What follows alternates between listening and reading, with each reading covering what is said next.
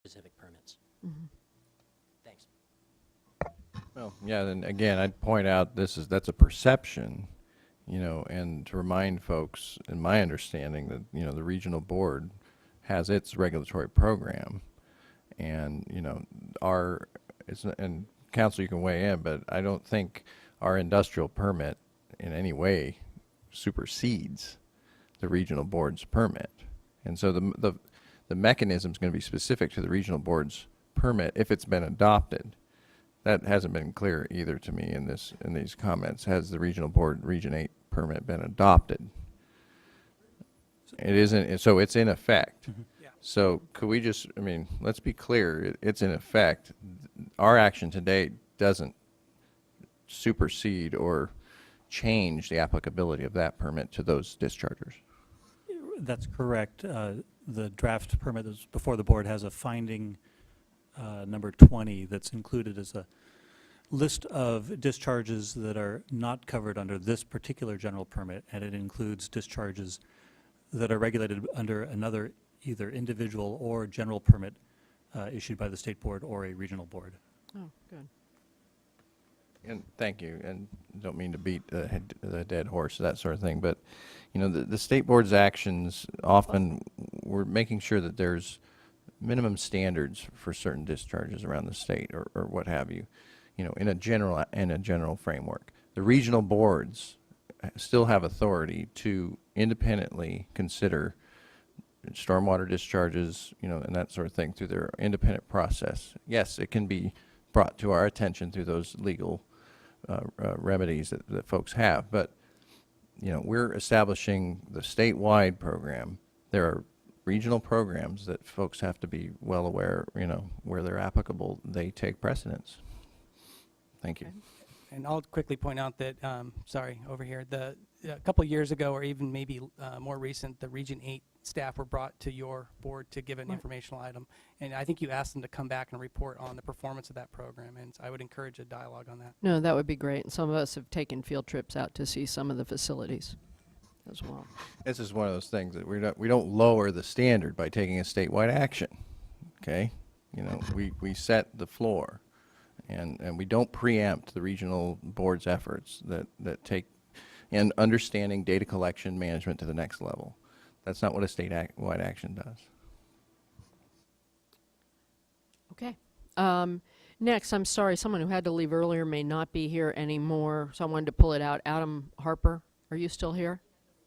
I'm sorry. Oh, well. You are? Did you get a later flight or something?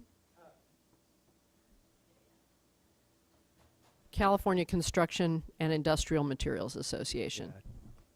Chair, members of the board, Adam Harper with the California Construction and Industrial Materials Association. Casco and others are going to speak about some concerns we still have with the permit.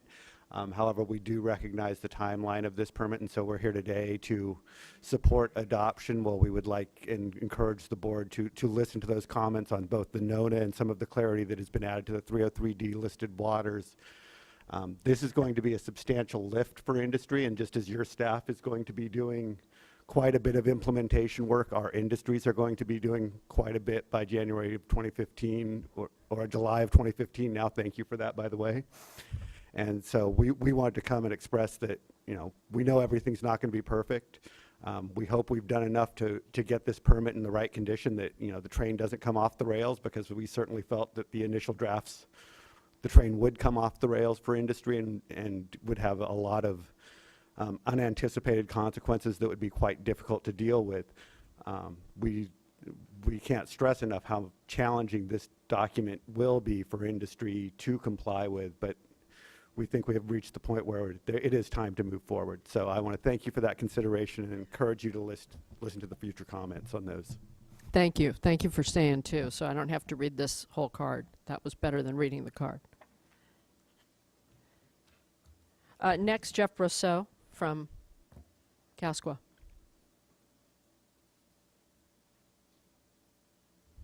I think I've got some slides. Oh, sorry. Just a few. Oh, and you're doing a panel with, I just can tell from with Catherine Catherine Wagner and Matt Lentz and will Matt join Lentz. me. Okay, and I've got it. I think we're good for 10 minutes. That's fine. Yeah. Help staff panel. Good morning again. My name is Jeff Brasso. I'm the Executive Director for the California Stormwater Quality Association, or CASQA. Thanks for the opportunity again to talk about this permit again. It actually is a pleasure to talk about the permit. It's important to get it right, and we feel like it's very close to that in general. As I said, Matt Lentz and Catherine Wagner will also follow me. They're our co-chairs of our industrial subcommittee of CASQA. And as I mentioned to you before, it's a pretty broad group of folks that have been commenting on this through CASQA. We have a number of practitioners from around the state. Many of them are in the room or listening, I'm sure, online and watching online. We really appreciate their efforts. But these are the folks that are implementing the policies and the plans and the permits that you adopt in this building throughout the state of California. So it's great to get their experience and their lessons learned brought to bear to the actual permit language itself. We, as always, of course, we really appreciate the effort of staff, and I think in particular it's important to recognize, and not surprising, the award that Laurel got this morning that Greg and the rest of his team have put into this effort, particularly in the last couple of years, working with stakeholders on all sides of the aisle, if you will, to really think through what we've learned over the last number of years on industrial stormwater and how best to design as well as write a permit. There have been so many positive changes to the permit from our perspective, and as James was saying earlier, it's still a very complex permit, and there's going to be some major challenges. I think our industrial committee will live well beyond the permit adoption date, thinking about implementation as opposed to permit language. We understand you may be looking for some comments today, potentially, so we just have a few comments to make. We're generally supportive. We may make a couple of comments for the record, and we have, I think, a couple of minor word changes if you're willing to consider them today, and that's really about it. I think with that, I think Catherine's going to come up after me. Yeah. Thank you. Good morning. Thank you very much for the opportunity to speak on the permit. I guess it's possibly the last in a series of conversations we've had about the general aspects of the permit, and now we're going to turn to a lot of discussion of implementation. And I want to thank the staff as well, and to recognize that this has been going on for a long time, and also the state board staff has hung in with dischargers, regional boards, and others to interpret permit issues while the old permit was in force. And I particularly want to recognize Leo Cosentini for his long service in that regard, and hanging in there with us, all of you. Thank you. The key issues that we still had with the permit, the first three I wanted to mention, not because we're going to go into detail on language, but because they're still important.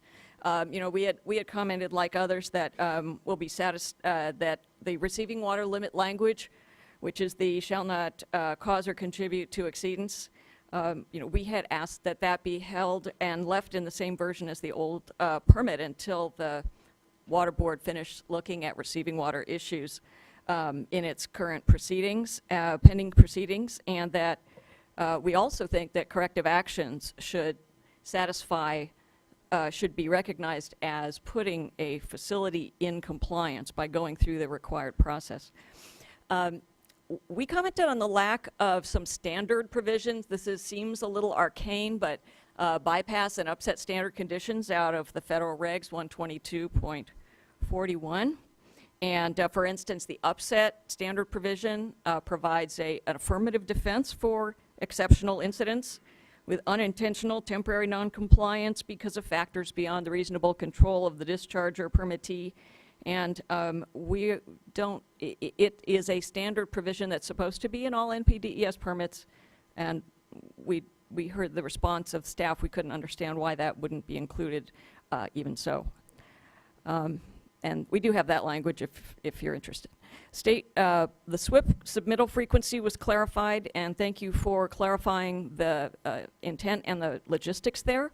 But I just wanted to point out that for people who have a robust SWIP and stormwater compliance program and have facilities that change, because industrial facilities do change, they will be, and they're supposed to be updating their SWIPs, even in fairly minor regards, and they are being asked to submit basically quarterly all those updates, and we think that should be annually, except where it's truly significant. So you're going to get a lot of paperwork on that, and so I actually think that's going to be a bit of an administrative burden. So those are the additional one I'm going to deal with is the famous NONA provision, or the our request that you delete the phrase "no discharge to groundwater that has a direct hydrologic connection to water of the U.S." On page 70 of the order, we're dealing with this troublesome combination of state statute and federal law that says that the state can ask a permittee whether they need the permit or not, and the staff here decided that they wanted to add some standards for what does it mean to not need a permit. Well, we think that's adequately covered in federal law, and that just merely saying that a person has to put in a demonstration there's no discharge of industrial stormwater to waters of the U.S. should be sufficient, and that including no discharge to groundwater that has a direct hydrologic connection to waters of the United States, even with the changes in the late changes, is confusing. And as evidence of that, I just get lots of calls on that.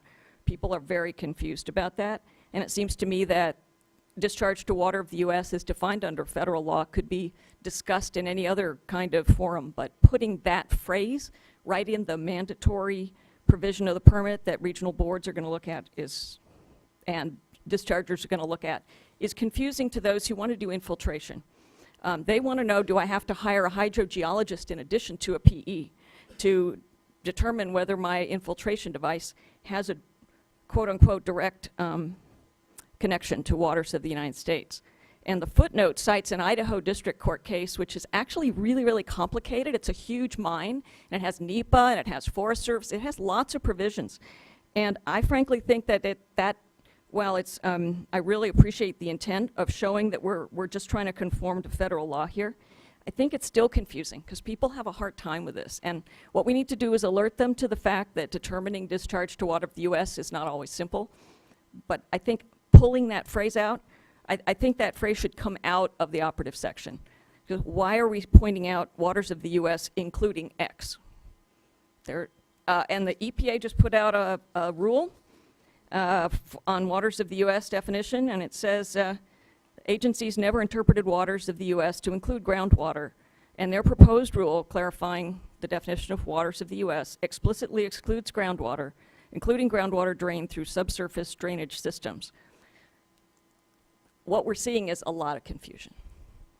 I don't think there's any disagreement as to the intent, though. So Yeah. that's what I wanted to Confusion ask. can work both ways. What? That confusion can work both ways. I'm not to argue with you, but it can work both ways. So, Okay. Well, I think in implementation, because of the NONA administrative posture, people are being affirmatively asked to put in a certification with an engineer's stamp on it. So that's the difference. It's not just saying, hey, here's the law. It's asking a specific technical determination to be made with an engineer's stamp. And I have had people say they're concerned they're going to have to subcontract to a hydrogeologist. And I don't know, because I'm not an engineer or hydrogeologist. But that's the reason. It's the posture of it. And now I'd like to have Matt Lentz finish up with the other two main issues. Thank you, Catherine. Thank you, Chair Marcus, and members of the board. So I'm going to hit on a couple quick technical comments of interest here, and this really shows the evolution of this permit by looking at our comments, right? Our first packages were 70 to 80 pages long, and you know, we're delving into big, huge issues, and I feel now that we're trying to refine. But the first thing is I'd like to sign up for the group therapy session, if possible. I haven't told you what the charge is per hour yet. That's true. So our first comment is related to the replacement of the term significant materials with industrial materials in the most recent draft industrial general permit. And while the response to comments posted by the board this last Friday explains that the industrial materials definition is consistent with the federal regulation and US EPA's multi-sector general permit, there is one pretty important distinction, and that's that the new industrial materials definition doesn't incorporate the concept from the federal definition that the materials should have the potential for exposure or release with stormwater. So that is kind of disconnected from the definition. And that change to the definition really adds burden to the discharger, including focusing on some unnecessary paperwork and putting together inventories of materials that, you know, were originally found not even to be a pollutant source. So we recommend, you know, basically staying consistent with the federal definition that was previously used in the industrial general permits and is used in the multi-sector general permit. We're fine with the change from significant materials to industrial materials, but it's more the last part of that definition. And we have some very simple edits we could provide today if interested. Our second comment, we'd like to reiterate some of our written comments on the 303D impaired water body language included in Appendix 3 in the most recent draft. We're worried that this new section adds confusion to an already complex permit, and we urge the board to look at developing clarifying language to assist dischargers really in helping them identify the monitoring requirements relevant to their receiving water listings. A point of confusion is the use of the term watershed in lieu of water body and how that really impacts the evaluation of the water body impairment listings for that particular discharger.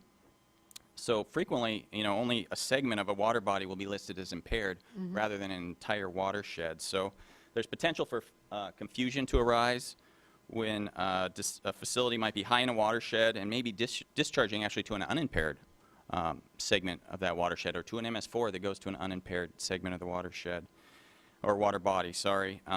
So the question is, what's the obligation for additional monitoring if there are impairments further downstream in a watershed? So we point to our previous comment package to help with clarity, but we think additional guidance would be necessary or needed for that. Right, and that's guidance that could come later. Potentially. We did provide a few comments as far as just wording changes to that section as well. And then I'd like to close, I guess, with the next slide. Thank you. Those are always good. By thanking the board and staff especially for hanging in there over the last 4 years and working with us closely and really having an open stakeholder process, which is much appreciated. And we really look forward to keeping those open lines of communication, trying to figure out how to implement this permit. So, thank you. Do you all, I mean, I know you have the response to comments and all that. Do you want to clarify any of those comments, since I gave you the chance to do it on the last panel? I won't necessarily have you do it on every single comment, but Could I ask that the slide be put back up again so that I can refresh my memory? Sorry. We're trying to retrace the steps on the bypass and upset language. okay. My understanding is it's not mandatory that we have those provisions in the MPDS permit. Right. The discretion that staff used to not include it has to do with the fact that there is not a compliance storm that's prescribed in this permit. I know it's a nuanced argument, but the design storm that's in there is not the same as a compliance storm. And that the bypass and the upset terms as used in the MPDS regulations are really intended to be used for when you're not in compliance, and Right. essentially a shield. And so That's why that we becomes did not more include important. that language in there. But Thank you. Do you have a comment on the watershed versus water body segment? yeah, so one of the challenges that we've faced over the years with permitting in stormwater and MPDS in particular, stormwater, has to do with translating water body segments that are listed as impaired or high sediment risk in the case of construction general permit, and then translating that to a watershed and the drainage patterns and the actual runoff. And the listing stops short of that, so the listing process looks at the water body and stops short of that. In urban settings, it can be very complicated to figure out how the hydrology and the runoff patterns work. And so one of the emphasis that we're making on this, and this is, I think, a consistent advice from our council, is to use the term watershed for describing what a facility, or whether a facility is in one of these drainage areas or not. In the construction general permit, we struggled with the terms water body and then direct discharge, and trying to define what a direct discharge was. It became problematic, lots of staff time, and to this day not a real clear understanding of what that means. And so what the term watershed implies is if you are in that watershed and you're contributing those pollutants, then it's essentially a trigger. So Especially since we're just doing action levels. that's right. Well, in the case of using the 303D list, it might be an additional monitoring requirement. It wouldn't necessarily even be for measuring compliance with contributing a pollutant. Question? On the earlier panel, the issue of using the term practicability, I meant to ask. is that something that, I'm looking at Phil. I agree with you, right. Right. So, I mean, I generally agree with Mike Lozo that we're past the days of best practicable technology. Well, we know we can use the Wayback Machine now. I'm going to refrain from April Fool's jokes for the moment.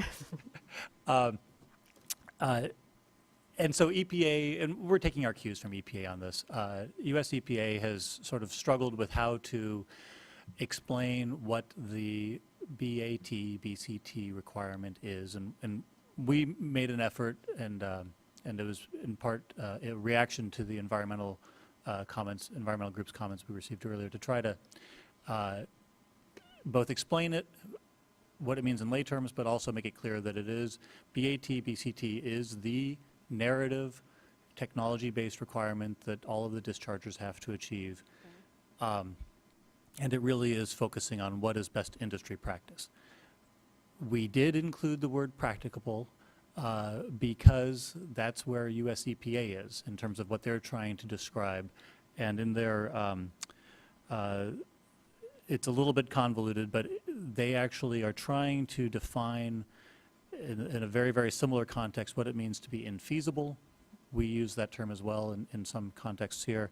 And in their construction general, their construction effluent limitation guidelines, they actually use the word practicable in their proposed definition for infeasibility. I believe we received comments from some of the discharger groups as well that is appropriate. And in the final analysis, we concluded that it actually does belong in there in terms of describing generally what is best industry practice for purposes of BAT/BCT. It's a bit of a close call, frankly, but we're trying to give some guidance, and we're trying to follow US EPA's lead. So it's the challenge of using a word in its current context under EPA versus how it used to be used in the earlier days? Yeah, you could say that. It used to be part of a specific phrase in the Clean Water Act, best practicable treatment, and now it has more of a generic or colloquial sense the way we're using it. Is the, on the industrial materials definition, is the principle of potentially being released with industrial stormwater part of the overall evaluation now, or do you think we need to add back this language as suggested? I'm going to ask Leo to address that. Oops. Thank you. The purpose of that is we would have to probably provide tons of guidance on how do you assess if you have a tank, for instance, with 100,000 gallons of something in it. Well, is there a potential or not? One could argue it's all plumbed underneath the ground. I think it's on the surface, but there's a tank with 100,000 pounds of methyl ethyl death in there. What we'd like dischargers to do is, before they look at the potential, just list out all the different industrial materials you have, and that as a first step. The second step, then you make your assessment, because that's going to make a difference what BMPs you're going to use. Maybe for the tank, you don't need any BMPs. Done.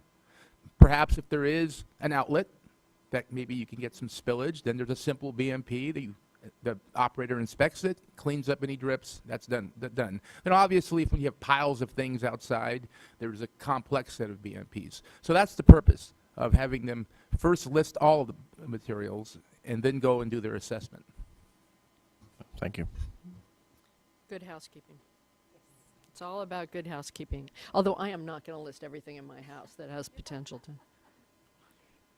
All right. Other questions? Good housekeeping is hard. Good housekeeping is hard. Yes, I can attest to that. All right. Let's move on to the next set of speakers. Thank you very much for that.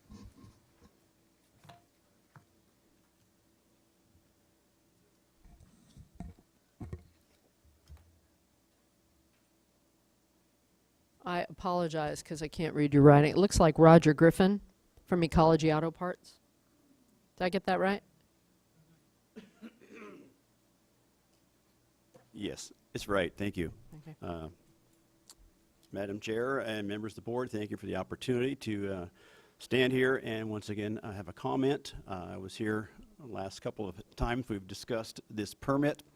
A couple of things.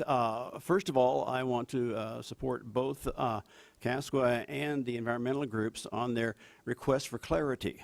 I made this comment in my responses back in September of last year. I prefer clarity over agreement, so we all know where we stand.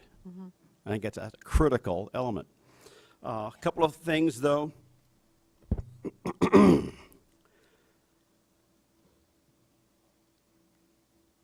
I would like to ask the staff if they would post their presentation Oh, sure. on the website, because my boss doesn't understand this, and if I got bullet points and slides, he can kind of pick it up. So, Sure. another additional comment, as far as a perception, our company has spent over $100,000 in the last 2 years investigating technologies, doing bench scale tests on treatment, training our staff, doing a field test even on some other technologies that are out there. So I hope to allay that perception that industry is doing nothing. Okay, I mean, people are looking ahead. They want to stay in business. You can't ensure the future, but at least you can make some steps to get an idea of where you're going. One quick comment too, regarding backgrounds, non-industrial sources. I'd like to ask the staff if they would at least put something up on the website we can refer to. What is your definition of proof? I don't know if there's a legal definition of proof. I'm not an attorney, I'm an engineer. Been doing environmental work for 45 years. I got a PE and 2 degrees. I've written 2 books. I got a third one in the hopper. But nevertheless, what is the definition of proof? If one says prove it, I say, what would you accept? We've got to have clarity on all of this. Final comment, and I asked this in my September letter last year. One thing that sticks in our craw, we were cited by a local board for discharging non-stormwater without a permit. What it was stormwater that was collected and put in tanks prior to treatment. And because it took a while to work this material through a treatment process, we spent a $10,000 fine on it. And so I'm requesting again, as I pointed out last September in my letter, I would like to see some definition in the section 4 specifically stating, and I'll write it off my letter from last year, stormwater which is containerized prior to treatment is specifically excluded from the definition of non-stormwater. Now, I would think that would be obvious. We disagreed, and we were taken to court, and we paid the fine because we discharged stormwater that had been in a tank. And the local folks disagreed with that definition. And again, this goes back to clarity. If it's clarified, if it's obvious, and this is a classic engineering approach, because you can't put in a 1,000-gallon-a-minute pump and treatment system. Generally speaking, as an engineer, you're looking at 100 to 200 gallons a minute. What do you do with the excess? You put it in a tank, you put it in a sump, you put it in a container. Because storms, as you know, it comes in waves. Okay, we'll collect as much as we can, and we start treating it at, say, 200 gallons a minute. But that storage capacity gives us the option of having a more economical or practicable approach to, say, a treatment BMP. So those are the bases of my comments. In general, I do want to support this permit. I think that the boards and the staff actually has done a pretty good job in all the work they put into it. Significant improvement of what we saw several years ago. If you have any questions, I'd be happy to respond. Just a quick one, so I understand your point about the tank. You're not saying you're not saying that the mere holding of it in the tank was what you were cited for. I thought you said it spilled or overflowed. No, we were cited for discharging that water After treatment, or? Yes. And because it wasn't spelled out in the 1997 version of what specifically is there, we got nailed and a local judge agreed with them. Do you all And wanna my point is, explain I'd it? like to see something that's, again, very clear in this permit. And I know if we're putting in last-minute comments, I mean, the most recent one being last Friday, maybe this is something we could shoehorn in there also. But I leave that up to you. Will you help me So- understand that? Yeah, I Greg? think I understand the issue. I mean, this does come up occasionally, and it's a enforcement really related question. I don't know the fact pattern of the case he describes, so I can't really speak to that. But generally speaking, I think this permit is relatively clear, if not really clear, about stormwater being required to be handled a certain way. We have a definition. It does not include the word containerized stormwater, but I think it's implied that if you do anything to delay the progress of that stormwater leaving your site, you're still responsible for it as stormwater, industrial stormwater. And differentiating it from non-industrial is relatively easy on a conceptual scale, but it gets really difficult in the field because of commingling issues. Groundwater could be a contributor as well as other non-industrial stormwater. So the enforcement of the permit is really going to depend on the facts. And from our perspective, the permit is clear. And I'd like to add, this permit specifically requires that dischargers sample the discharge of contained stormwater. So obviously, if we thought it was illegal, we wouldn't have them sample it then. So I think it's So pretty- there's more to hang your hat on. yeah. All right. Okay. Thank you very Very good. much. Thank Mr. you. Griffin. Appreciate it. All right.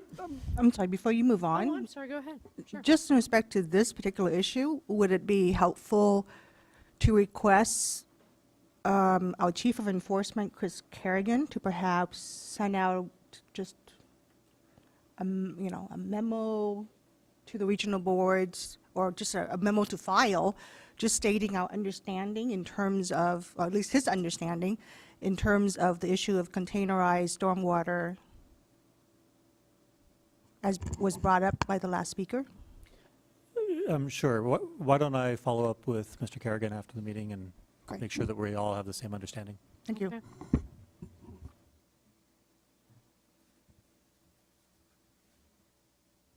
All right.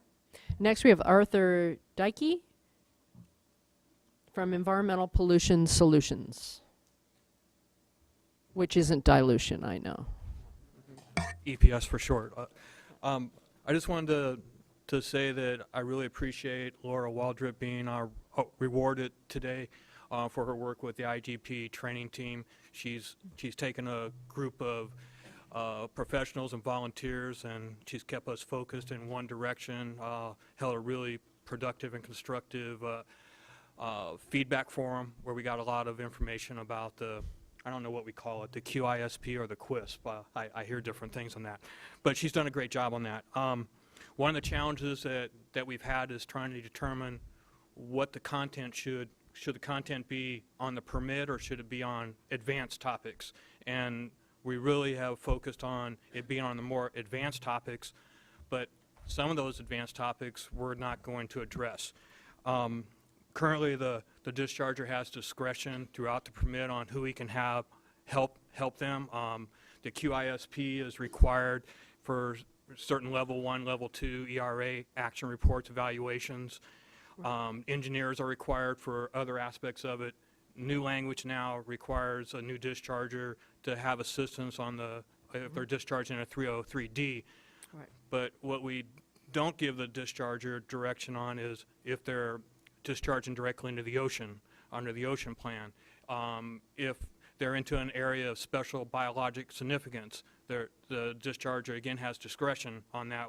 They're going to need help, but the QISP is not going to be that person. We're not going to develop training for that, and that's what's been decided at this point. I'm not quite sure if that's the correct way to go, but that's where we're at right now. Having the QISP required for new dischargers has created a timeline issue, and so if we adopt the permit today, the effective date is July 2015. By October 2015, that new discharger will have to have had a QISP assist them for that NOI.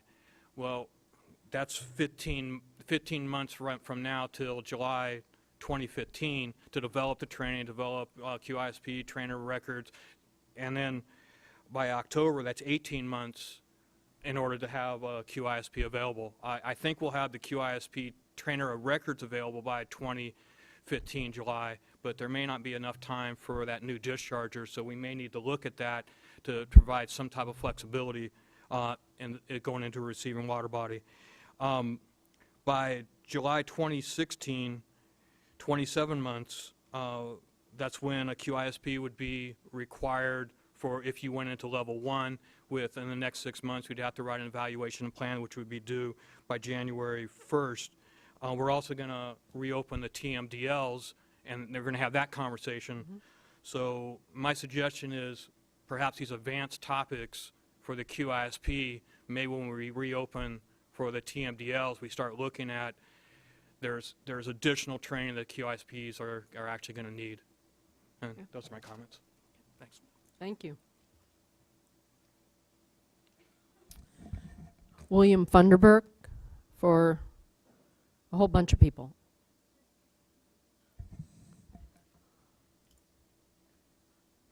Because Leo's so dressed up, I called you William. I've been told not to comment on an outfit that you wore, but That's right. It was in public. by my chairman in my volunteer job. I'm Bill William Funderburk. I'm with Castillon and Funderburk, and I've been involved with stormwater and have commented and testified on every draft of the industrial stormwater permit since 1990. And I want to, Leo was there at the beginning. You ruined my Christmas vacation just so that I could meet with you. No, you actually took time from yours to meet with us, and Laurel and Greg have stepped in after the construction permit and really moved the ball forward, Chair Marcus, and thanks for your leadership in getting the ball over the finish line, hopefully here in the next month or two. I have a couple of well, let me just say who I represent here. I represent a number of monitoring groups, and in the chemical batch, paint industries, paper, glass, plastic recycling industries. I've represented transportation, a number of businesses. I probably represented at one point 1,200 out of the 10,000 permittees in the state. But let me just, because this is limited, we've already submitted our comments, we've gone back and forth. Thank you for being responsive to our input, our comments on receiving water quality limitations. I think there'll be a little more certainty. It's not the certainty that we want, but from the regulated community, I think we can give better guidance. I never thought that I'd hear Daniel Cooper saying that he thought that action levels should not be limitations and should just be guidance in permits. And unless I misheard Daniel, it's been an issue, and I think that this permit goes a long way to resolving it. A couple of things from the field that I've observed in advanced BMPs. So this is more taking off my lawyer hat and more what's out in the field. On infiltration, I think this hydrogeological thing is a real issue, and you talked about getting guidance out there. I'm very supportive of doing guidance, but trying to internally set a time frame or something to get that done, because a lot of companies have invested a lot of money, $50, sometimes $100,000, $200,000, at least my clients have, on trying to contain their stormwater. This is an issue that I've raised with you and other members of the board and members of the public more recently on conserving water and the importance of infiltration, recharging groundwater, and trying to use this program as a vehicle to incent facilities to help recharge the groundwater and make sure that some of the polluted aquifers are actually, diluted through the clean stormwater that's coming through and being captured and put in through these infiltration galleries. So I think that it's important to address the comments on that, because it's a real concern. I'd hate to see somebody who put in a few $100,000 infiltration set of galleries have to go back and re-engineer it in the next couple of years if they just did it a year ago. So if the staff or someone could deal with that in guidance, maybe not in this permit, but in guidance and follow up to this, that would be appreciated. The holding tanks is another issue that we've seen. When facilities hold water, and Greg talked about the storm type and the commingling, it's still, yeah, there's a requirement to sample. I don't know if there was a response to our comments. What do you sample for? The baseline parameters are, there are four basic parameters plus what you believe to be in stormwater. Well, what's necessarily in that, what's the standard for that? So what type of parameters are you supposed to sample for is one of my, are you supposed to use screening? Are you supposed to do a full match or whatever?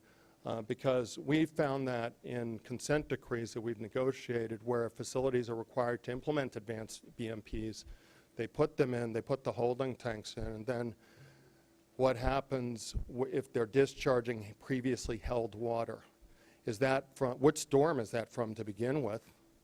You have parameters for your storms, you know, the 24/7 antecedent period, but which storm is that stormwater from and how much is it from? So I think that some of those issues probably need to be clarified and dealt with. I like the idea of going to Chief Counsel Kerrigan, not to create more work for him, but if that does happen, I think it's important to have public input on that.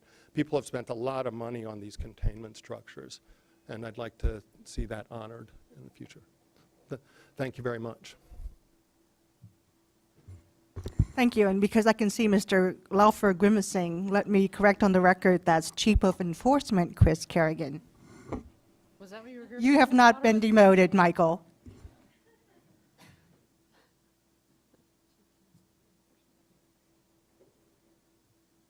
You're just unhappy you don't get to be a special agent in charge, which is the best title. All right. Thank you, Mr. Funderburg. James Simonelli, Executive Director, Water and California Metals Coalition. Yes, good afternoon, Chair Marcus and distinguished board. James Simonelli, Executive Director of the California Metals Coalition, also co-chair of the Water Coalition, along with Trudy Hughes of the California League of Food Processors. We're preparing for the end of this process, as a lot of the discussion has been, and so it is right again to thank those, Laurel and Leo and Greg, Mr. Bishop meeting with us several times in Regan for joining us. Even though I'm personally disappointed the BEER acronym didn't make it into the end, all the acronym discussion, after those long meetings, it always was nice to refer to that. I just have 3 points as we go forward. One is on behalf of water, I do want to reiterate the issue of the industrial materials definition. I know Matt Lentz pointed that out. You know, you're talking, at least from the Water Coalition, those of us with limited resources, local governments, small businesses, schools. You know, when you talk about looking at materials that do not have direct access, if you will, to stormwater, somebody who's cleaning the desks in the school, do we need to know what that solvent is? You know, again, I just want you to keep that in the forefront of your mind because we had that discussion as well. The second thing from the Water Coalition is, I think as we conclude this, for you to consider a frequently asked questions, FAQs, going forward. I think focusing our comments, we'd like to meet with you on that. I'm sure you have other groups. That would be easy and helpful for us clarifying going forward. So I wanted to make that comment. The final comment I want to make, and this is on behalf of the California Metals Coalition, is for every industrial site that we have that's working to comply with this permit, investing, there's always one or two that are doing nothing. And even currently in the scrap yards, there's a lot of rogue facilities, and we just want to see what the plan is for enforcing those that are doing absolutely nothing. Because we can be doing the best that we can, and for those that aren't doing anything, they can have it all for naught at the end. So I know I get that question a lot, and when I have the time to give public comment, I talk about that. So I'll close. Any questions if possible? If not, thank you again. No, thank you. I appreciate the suggestion for an FAQ, which is always helpful. And then on enforcement, it's always most helpful if we can get tips from existing facilities about those that aren't complying, because as you know, we're not made of staff, and we don't have a phalanx of eco-cops on every corner. And so I know I've been in meetings where our staff has invited people to point us to where we ought to go so we can use our limited enforcement. So that invitation is always open. I know when I was at EPA, and also when I ran a pretreatment program at the local level, we got 99% of our tips from other businesses, because they're the ones out in the field who are there and have an interest in a level playing field. Right, right. One, just if you don't mind, a comment we had from a consultant is if you take the list of the industrial codes and you compare that to those that have permits, you'll have two lists, and just give a cross-section. You know, the industry codes is out there and the list of those with permits. And so we can help you with that, but it's something that would be a good first step. That's better than using the phone book, which is what I was doing the other week. So. All right, Melissa Thorne. There you are.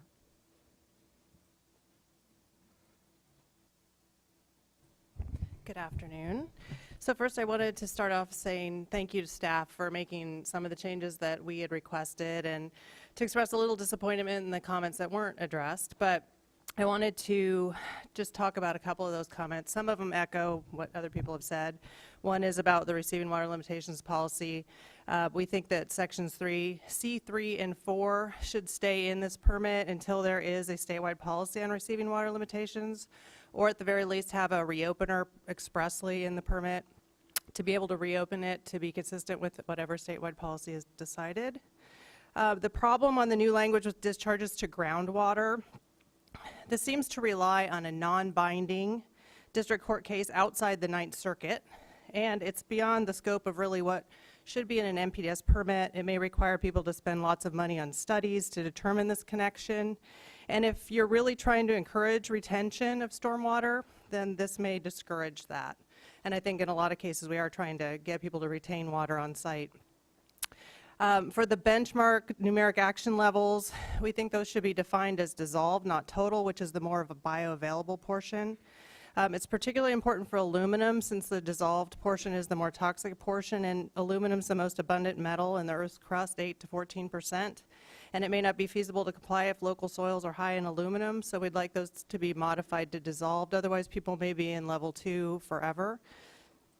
On the new 303D listed discharges issue, I would like the word significantly or substantially added wherever the words contribute to show up on the cause or contribute to. We want it to be substantially contribute to, so that we don't have the one molecule problem, where if you do have some, say, copper in your discharge but not a substantial amount, then you could still have a permit coverage. But we don't know exactly what, and someone brought up the issue of proof. How do you prove that you're not contributing to it if it's actually in your discharge?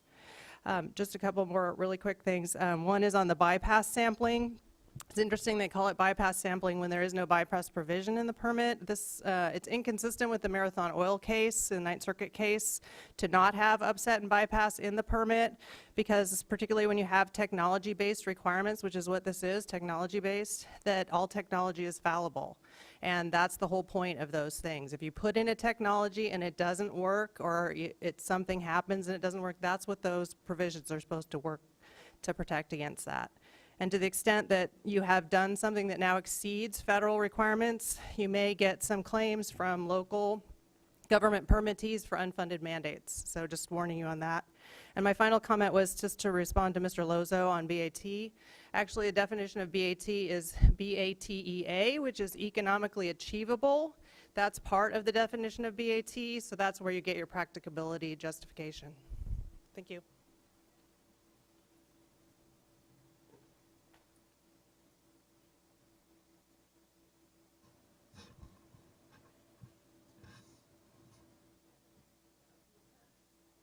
Kevin, sorry. Buchan from WISPA.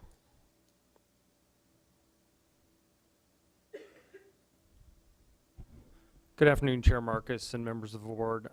Just want to say that this permit has been a long time coming, and though we have still some smaller issues with it, I think the improvements that have been made are substantial and have substantially improved the permit, so we would support the board going forward with it.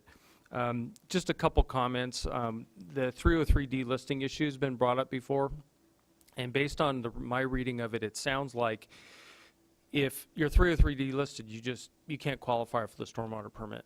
And our thought was, well, for a new discharger.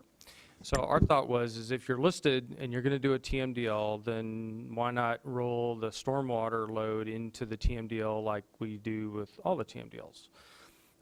If you've got a TMDL already in place, but you're still moving through the process and it's still listed, then one of the things, more often than not, you'll have a model involved that will be able to determine, in order for you to demonstrate that you can achieve compliance with the standards through the TMDL, you could use that same model to determine whether or not this additional load, kind of consistent with what Ms. Thorne said about being substantial, whether it's going to, either impair the TMDL from achieving standards down the road or not.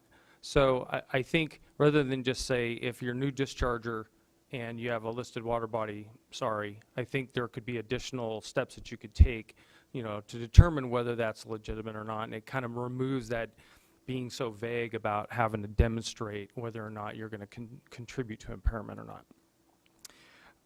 The second issue was the whole stormwater, groundwater issue.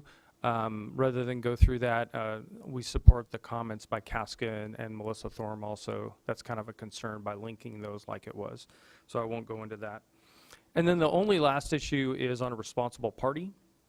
In the change sheet, it indicates that you have to have the authority to approve capital expenditure projects. I know for us representing the refineries, that would be a refinery manager.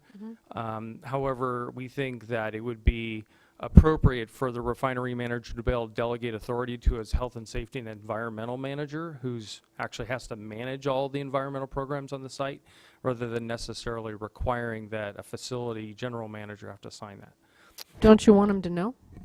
Oh, they will definitely know. I mean, the refinery manager will know. I just think that I think that we believe, at least in the field that I work in, that a health and safety environmental manager has adequate authority. So In some places they do, and in others they don't. There's many flavors of those as there are ice creams at, I don't know, pick your Ben and Jerry's. Well, I can only speak from the petroleum ice cream. So I don't pose to represent everybody up here. I'm just representing us. So, Right. so anyways, I just food for thought, but we support the permit going forward. So thank you. Thanks very much. All right. It's so sad I have to use my glasses for all of these. Ed Othmer, Vice President, Industrial Environment Association. Or in the afternoon. Good afternoon, Madam Chair and board members. Vice President of URS Corporation, and today I'm representing the Industrial Environmental Association. I'd like to also acknowledge that we do support the adoption of the permit with a couple of minor changes that we'd like to suggest today. And certainly, as many of the other speakers had presented, we appreciate all the efforts of Greg Earhart and Laurel and Leo Cosentini over the last several years of working with us to kind of work out some of the kinks in the permit. There are a couple of issues that we'd like to bring up. Probably the most troubling for us is the receiving water limitations language, and won't go into the details there, but we certainly support the language that Casca's been promoting.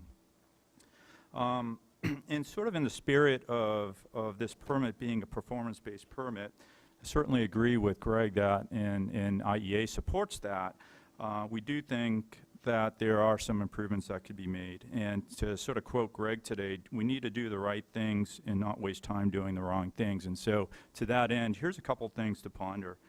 One is with the exceedance response actions. Our understanding is that regardless of the discharges in any particular drainage area, the facility is going to, if there's an exceedance of a numeric action level, the entire facility is going to be pushed into a level 1 or a level 2, and not necessarily focus the attention on the particular drainage area of a facility that's actually the problematic area.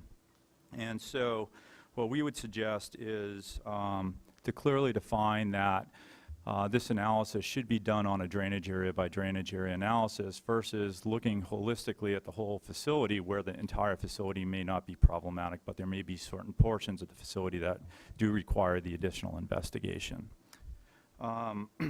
Similarly, in regards to monitoring requirements, qualified combined samples. We do agree that and appreciate the opportunity to combine up to 4 qualified combined samples.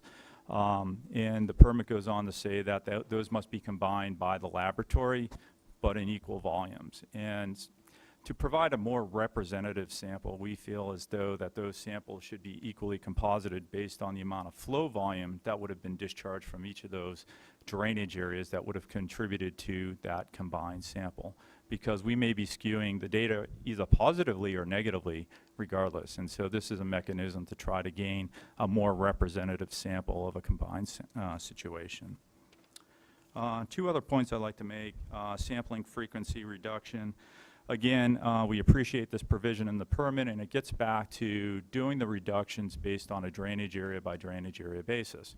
So if we're finding that one drainage area is not problematic, we think it would be prudent to reduce the monitoring requirements in that particular drainage area and make more of an investment to not only do additional monitoring in an adjacent drainage basin that might be problematic, but also investing in the control measures that need to be implemented.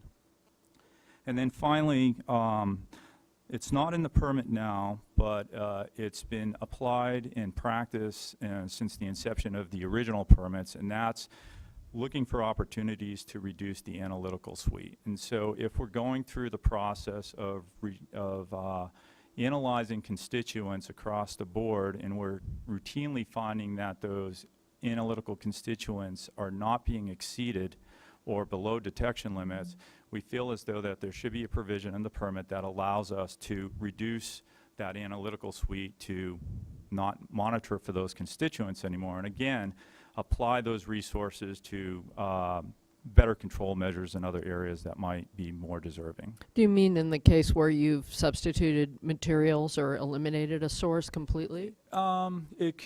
It may not even be that. I mean, as we talked about earlier today, there's an obligation to go take a complete inventory of all the potential pollutant sources on the site, or all industrial sources or materials.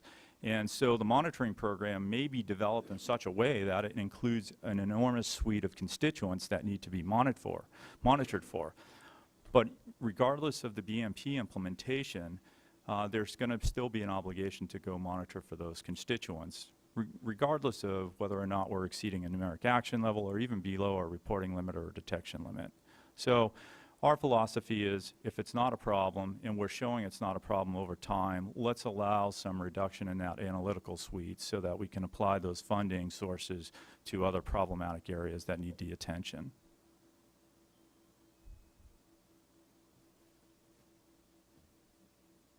Yeah, that would be guaranteeing that because you hadn't had a spill of something for a while, you would never have a spill of the thing.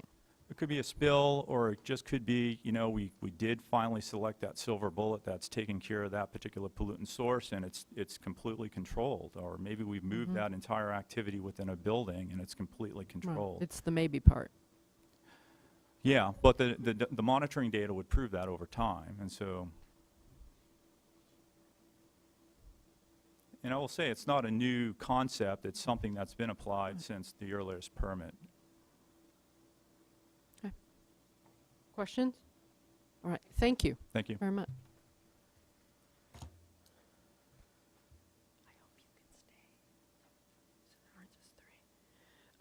Mikhail Skvarla with Lucas Advocates and SEEB.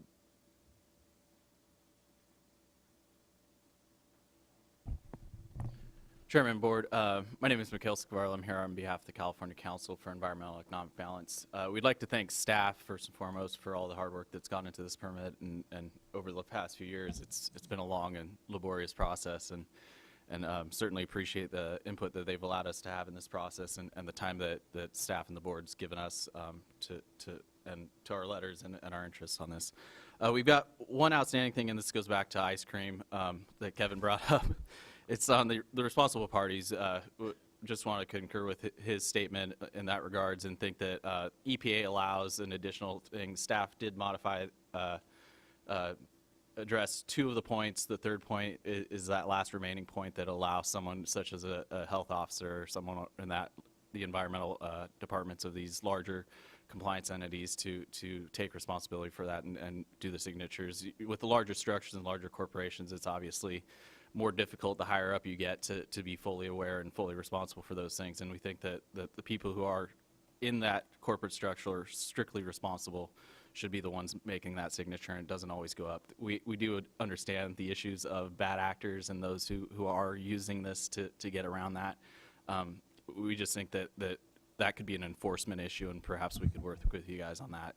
I mean, it's not just bad actors, it's the whole movement all through the ISO process and everything to take environmental health and safety officers and get them in the face of and relevant to an executive. Right. And we've been working for 20 years to try and get executives to take responsibility for environmental things within organizations. And the idea of, this is just one of those things I've been working on for 20 years, and so I'm having trouble understanding why we would do that one. I know it's not the biggest issue in this permit, but philosophically, we've been working for 20 years to try, we in the larger community, including those public health or those environmental health and safety officers, to get the attention of folks in the operations arena. And so I don't know why we would undo that. I think the organizations that we're dealing with at SEEV, have committed to that direction, and perhaps because Then of it our shouldn't be a perspective- problem. But for our perspective, it's the people that are in charge there should be the ones taking responsibility. And Understood. all right, That's your thank point of view. Thank you. Maureen Daggett, ECMS. It's ECMS, I think. Oh, hi.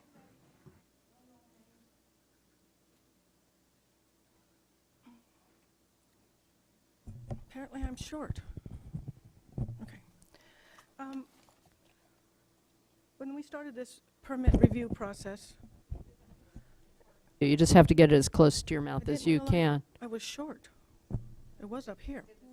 When we started this process, 12 years ago, renewing this permit, the intent was to create a permit that the discharger could demonstrate compliance with.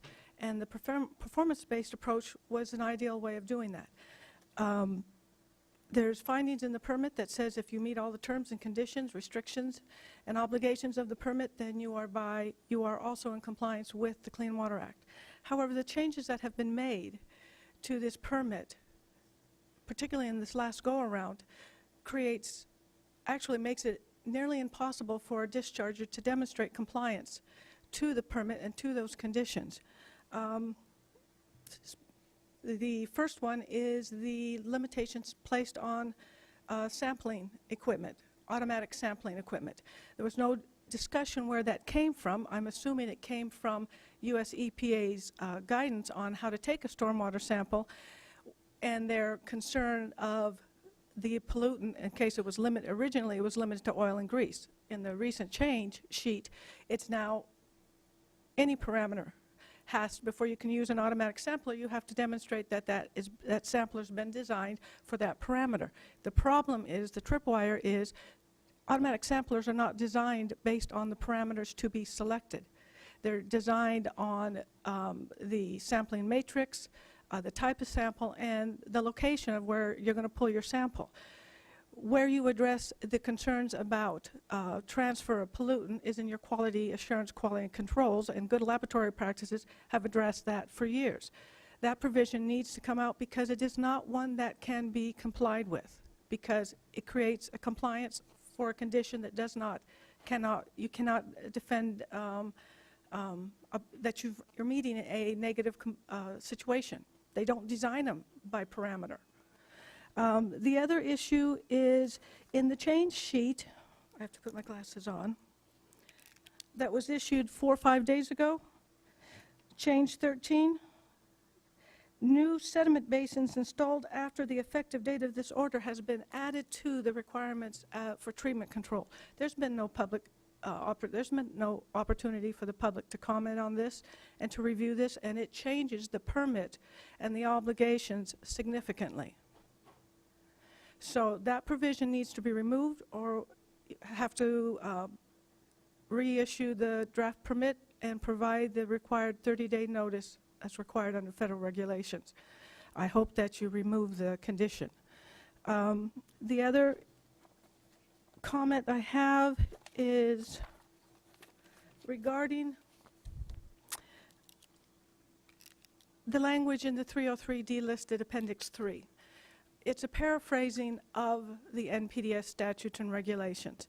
The permit, the response to comments state that the permit includes requirements to implement water quality standards for all discharges, both direct discharges to impaired water bodies and indirect discharges within the watershed. It goes on then to state that because all of the discharges that are covered by this industrial permit exist within a functional watershed, that somehow justifies exchanging the legal definition of water body with watershed. And if there is some regulatory authority to do that, please make it available to the public, because I'm not aware of it. I'm also not an attorney.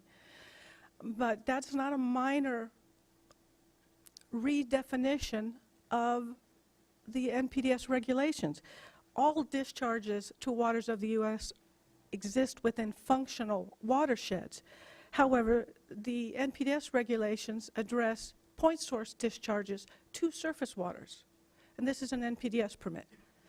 And then in final is my concern that the failure to provide the required 30-day notice in 40 CFR 122, 40 CFR 124 is going to set a precedent. And while my request was that this be pulled back and that 30-day notice be provided, the justification for not providing it was that the changes were minor, which they are not, or that in the latest round of response to comments, there's a statement that because if a change is made that can be reasonably anticipated from the previous draft, then that relieves the Water Board from its obligations to comply with the federal regulations. Again, if there is some precedent that justifies that, please provide it and make it part of the public record. My concern is this will set a precedent to avoid the minimum public participation opportunities that are required in the federal permit or federal regulations, and that are the basis for the transparency that I understand is a primary objective of this board. So that's about it. Thank you very much. Greg, can you talk a little bit about the magnitude of the changes issue, like the sediment basins point, her second point in particular? So I should know this from reading stuff, but. Sure. With regards to the clarification on change 13, it was really a clarification. The intent and the principle all along was that going forward, treatment control would be required to comply with the requirements related to new treatment control devices. And I think we just had to make it clear that sediment basins are considered Were included as a control. treatment Correct. device. That's sort of how I read it. And then how about the automatic sampling issue? With the sampling device, she's absolutely correct that a good quality assurance program plan and a quality assurance plan for the facility as well as the laboratory would make this relatively easy to deal with, in my opinion. This is not, I think there's a bit of over-interpreting some of the words. Maybe the design of the whole ISCO sampler was not intended for oil and petroleum, but for sure the type of tubing and the analyses that are available to that would be limited by what kind of sources and materials they put into that sampling device. So Is that something you can clarify in the FAQs that we talked about? I think we clarified it in the response to comments, and I'll defer to council on what we do with FAQs because I think there's concern about that. But we will make every effort to provide the guidance. There's lots of guidance available on how to do appropriate stormwater sampling. What we believe we put in the permit is consistent with all that. Okay.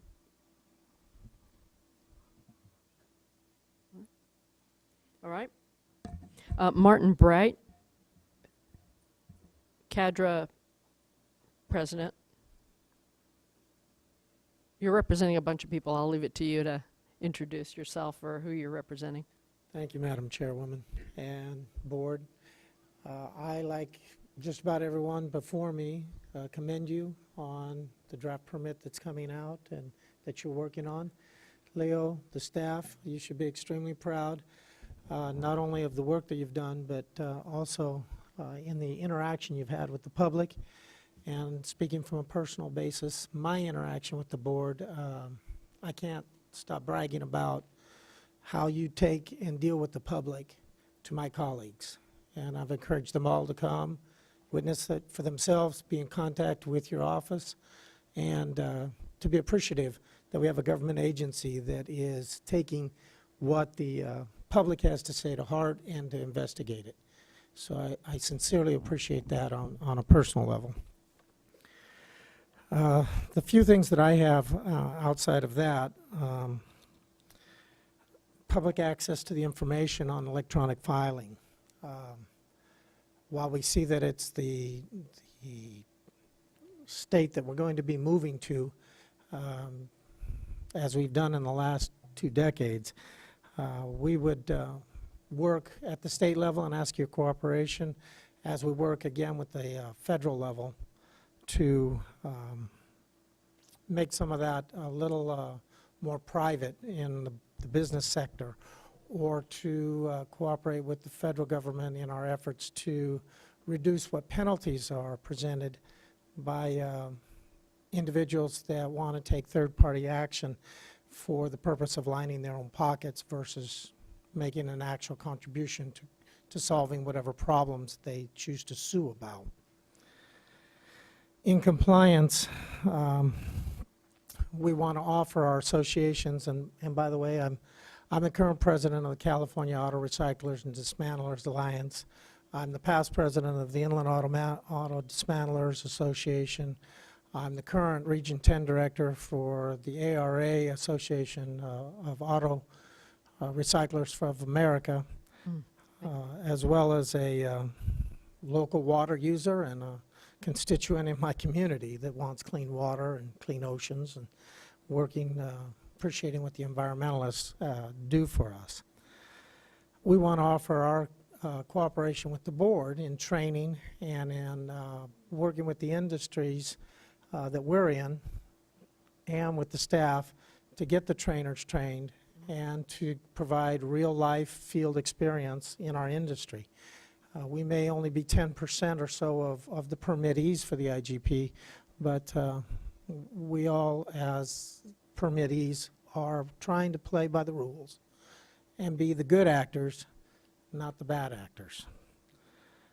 The last item is the consistency of enforcement. As we heard a previous speaker from Ecology report, they got fined $10,000 for being in compliance and trying to be in compliance.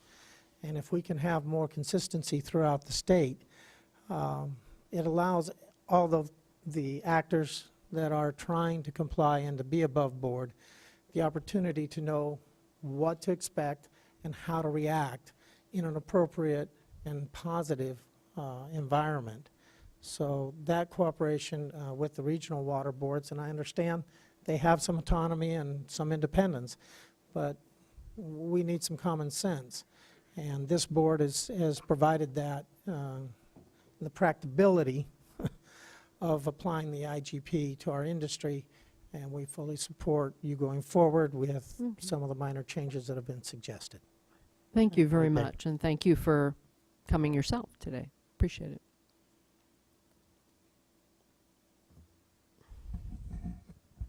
Oh, darn. I'm sorry. I'm trying to do these without my glasses. I can't do it anymore. Martin Saxe. Also representing a whole bunch of people. So I'll let you, Marvin, sorry. I'll let you say. Good afternoon, Chairman Marcus and Board. Thank you for your time. I'd just like to say that this is a great permit. It's easy to implement, providing accurate data, clear and easy to understand, without debate or confusion. And that concludes my obligatory April 1st statement. Oh, well. I do appreciate the fact You're going to win the prize for that one.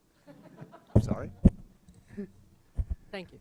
I appreciate the hard work of the board, as all who preceded have acknowledged. It's been good that we had an open and working relationship with them. I'm sure it will facilitate its ultimate implementation.